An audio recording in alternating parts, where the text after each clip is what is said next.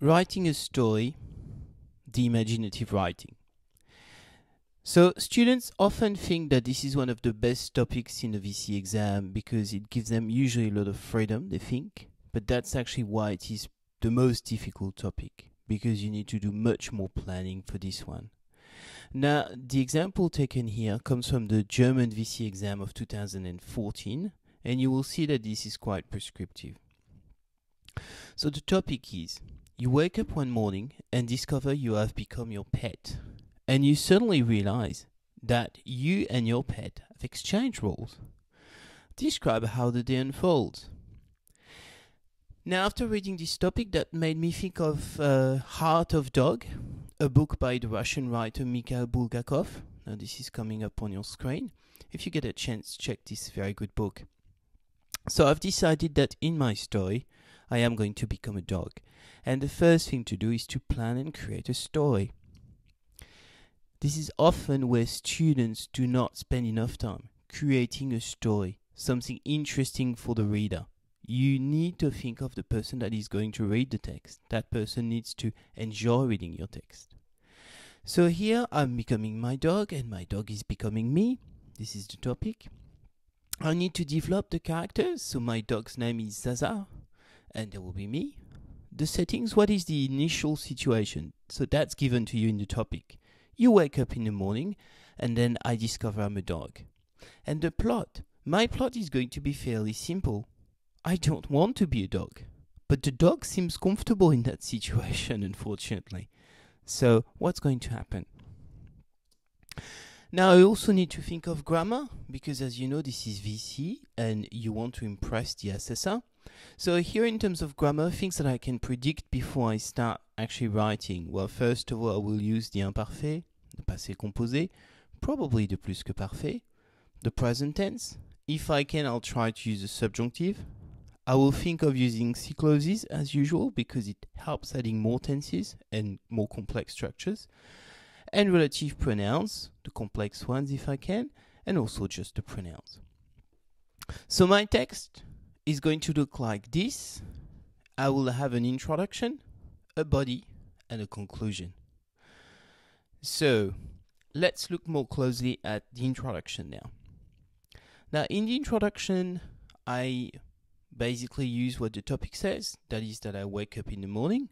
Donc en ouvrant les yeux ce matin, so I'm using a present participle here. J'ai vu le hérisson orange en plastique de ma chienne Zaza. So here I'm introducing the dog, the name of the dog.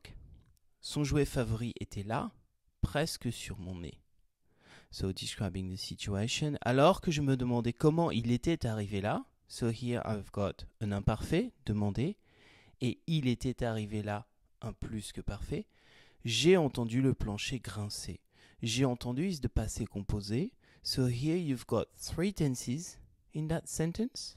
And I'm applying the rule of the ongoing action, I was wondering, how it happened, that's the past, when I heard, that is the specific action that interrupts, which is in the passé composé.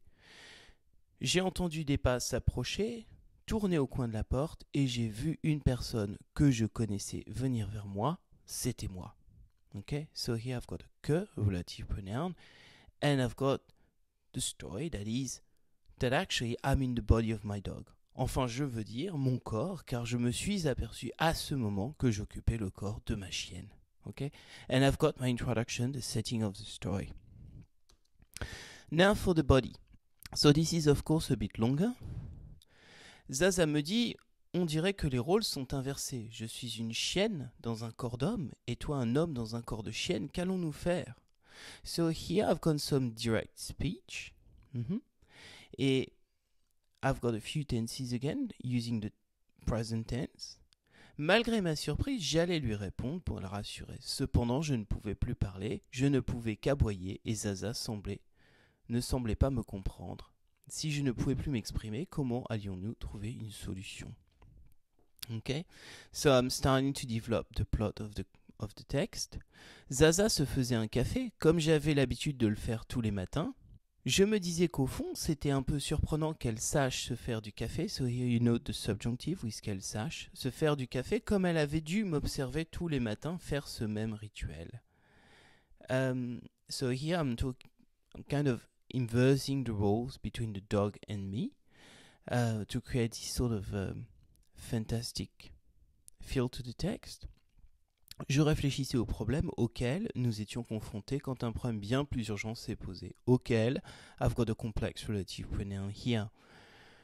On est descendu en bas de l'immeuble avec Zaza qui me tenait en laisse. So you've got again this inversion.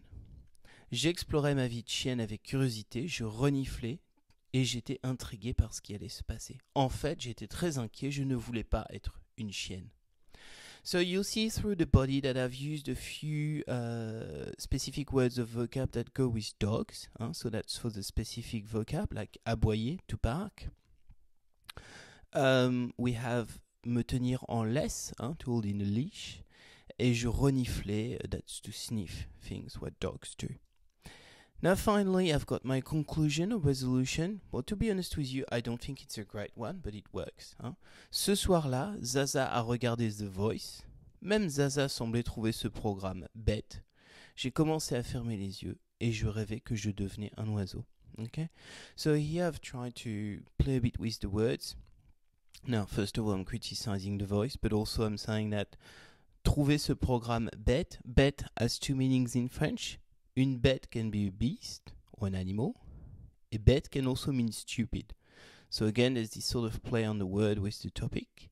Et j'ai commencé à fermer les yeux et j'ai rêvé que je devenais un oiseau. This text has 296 words.